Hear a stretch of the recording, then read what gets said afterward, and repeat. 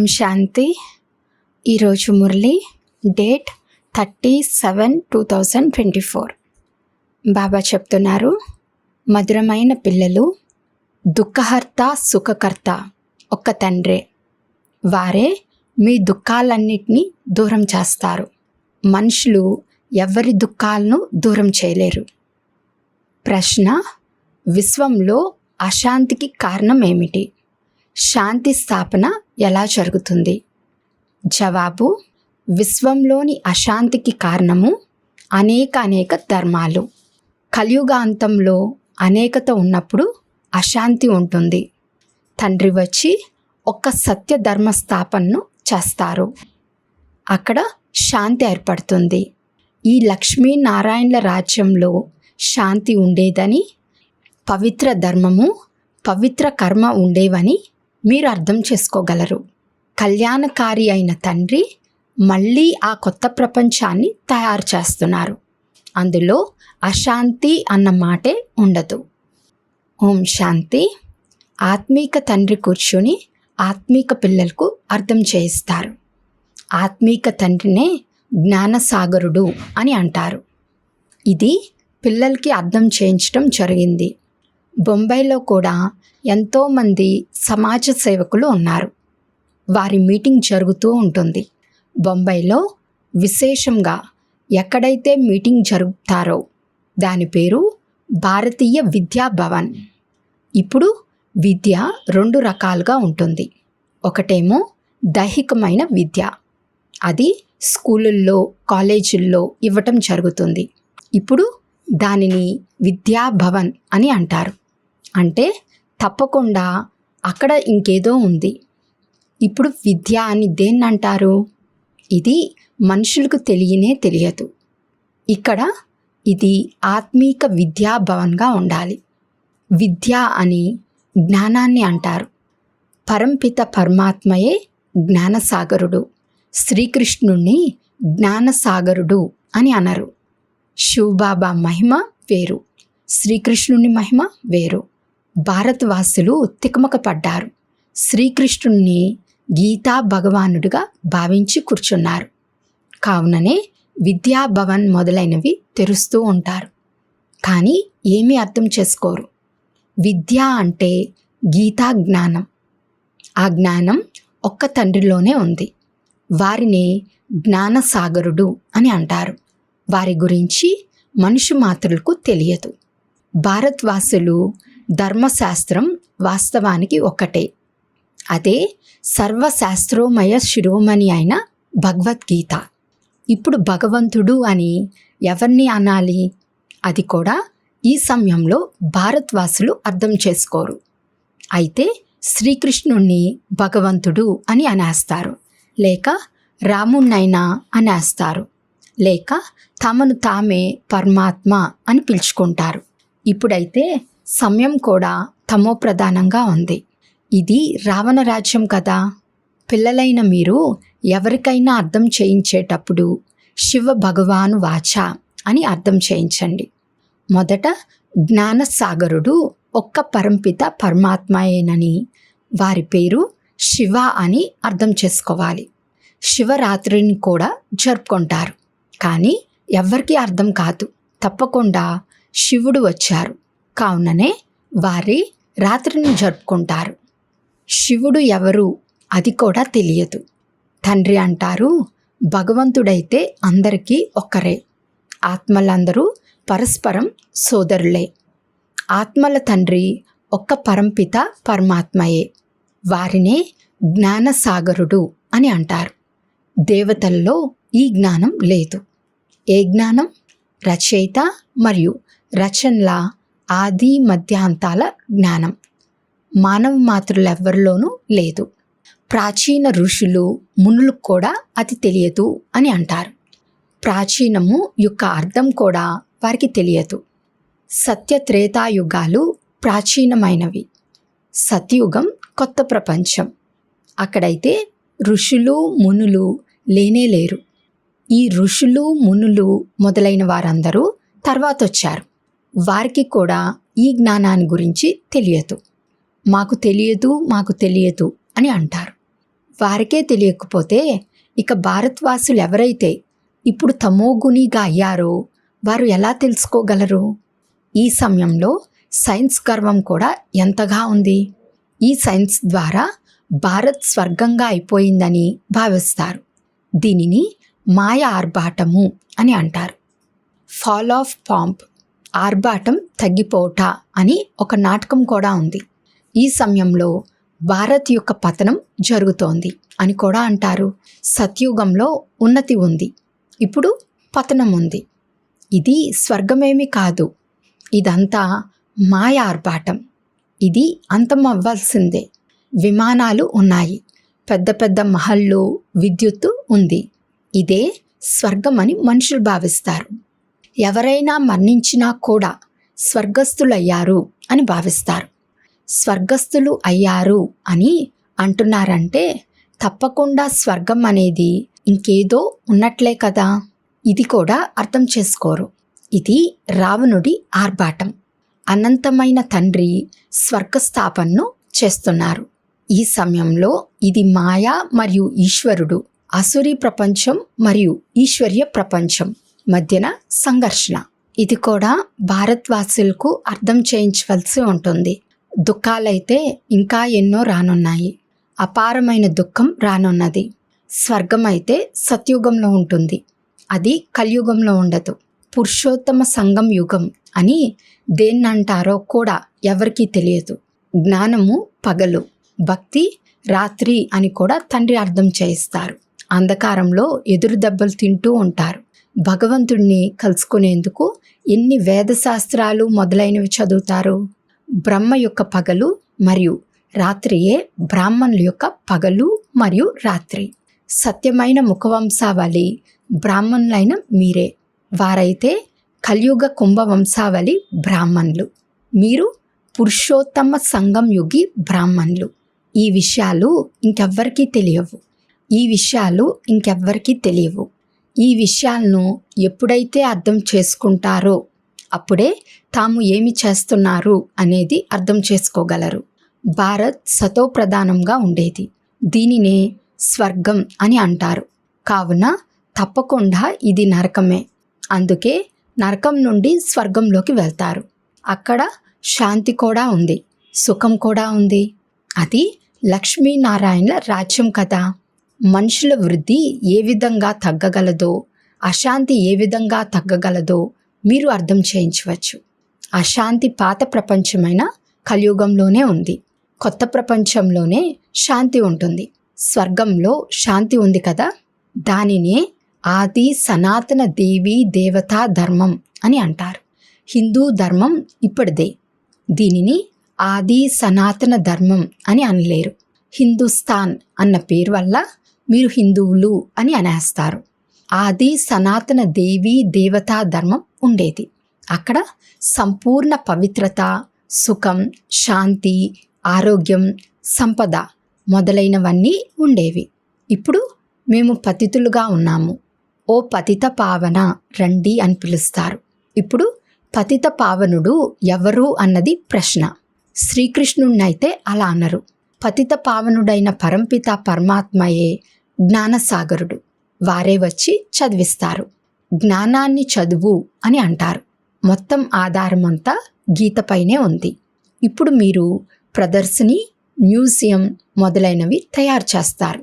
కానీ ఇప్పటి వరకు వారు బీకే అన్న పదం యొక్క అర్థాన్ని అర్థం చేసుకోలేదు. ఇదేదో కొత్త ధర్మం అని భావిస్తారు. వింటారు కానీ ఏమీ అర్థం చేసుకోరు.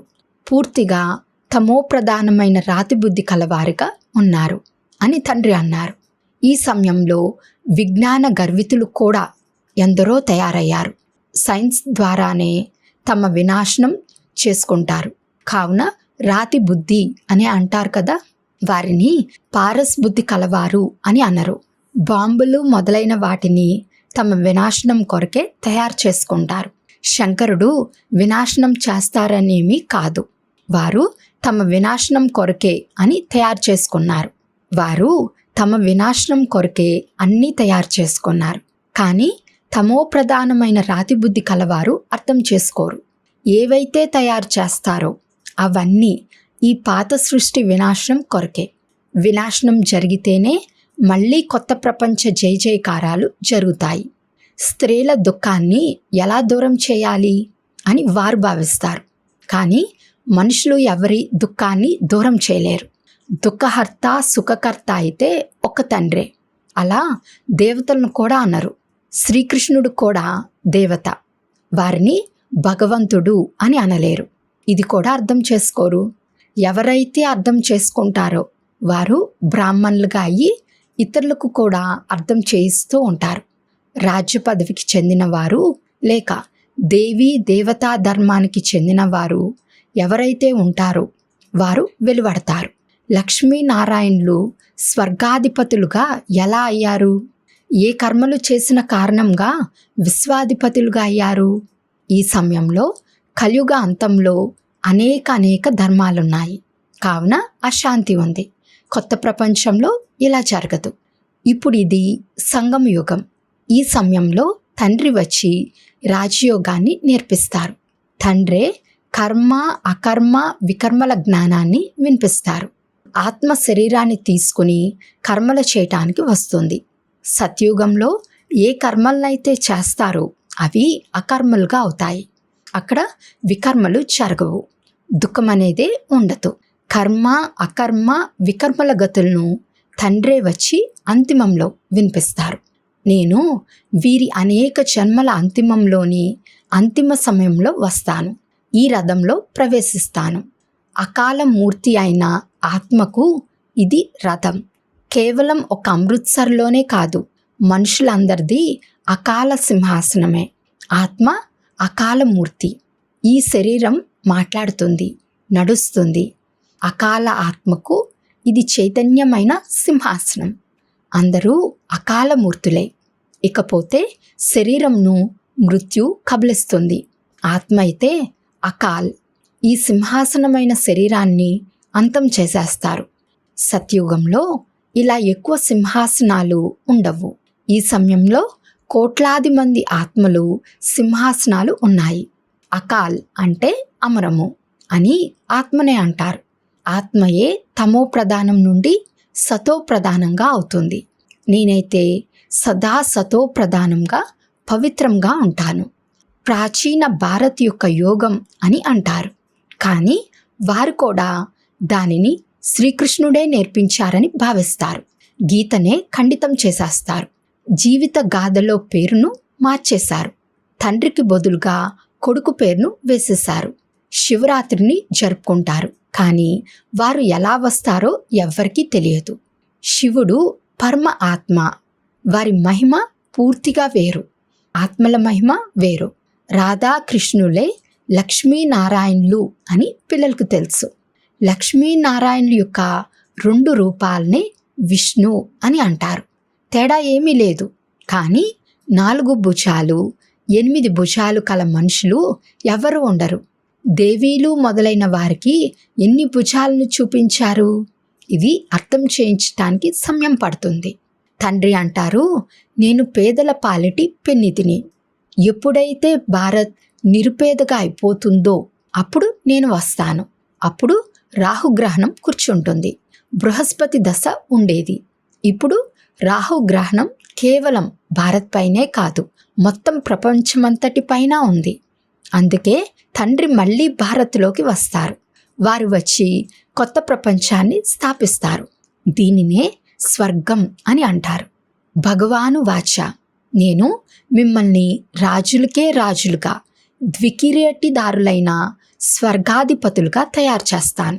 ఆది సనాతన దేవీ దేవతా ధర్మం నుండి 5000 సంవత్సరాలయ్యింది. ఇప్పుడు ఇది లేదు. తమో ప్రధానంగా అయిపోయారు. తండ్రి స్వయమే తమ యథార్థ పరిచయాన్ని అనగా రచయిత మరియు రచనల పరిచయాన్ని ఇస్తారు. మీ వద్ద ప్రదర్శనీలకు మ్యూజియంలకు ఎంతోమంది వస్తారు. కానీ అందరూ అర్థం చేసుకోరు.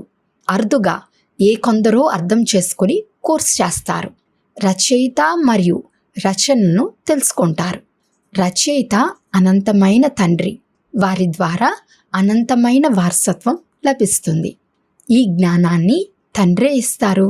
మళ్ళీ రాజ్యం లభిస్తే ఇక అక్కడ జ్ఞానం యొక్క అవసరం ఉండదు. కొత్త ప్రపంచమైన స్వర్గాన్ని సద్గతి అని అంటారు.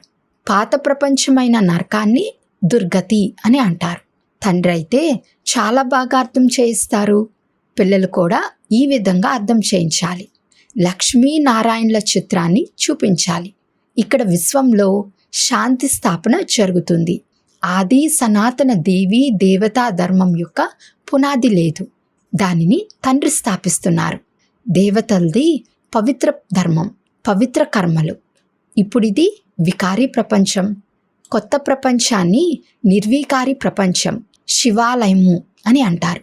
ఇప్పుడు అర్థం చేయించవలసి ఉంటుంది. అప్పుడు పాపం వారి కళ్యాణం జరుగుతుంది. తండ్రినే కళ్యాణకారి అని అంటారు. వారు పురుషోత్తమ సంగం యుగంలోనే వస్తారు. కళ్యాణకారి యుగంలో కళ్యాణకారి అయిన తండ్రి వచ్చి సర్వుల కళ్యాణంను చేస్తారు. వారు పాత ప్రపంచాన్ని మార్చి కొత్త ప్రపంచ స్థాపనను చేస్తారు. జ్ఞానం ద్వారా సద్గతి లభిస్తుంది. దీని గురించి రోజు సమయాన్ని తీసుకుని అర్థం చేయించవచ్చు. రచయిత మరియు రచనల ఆది మధ్య అంతాలను గురించి మాకే తెలుసు.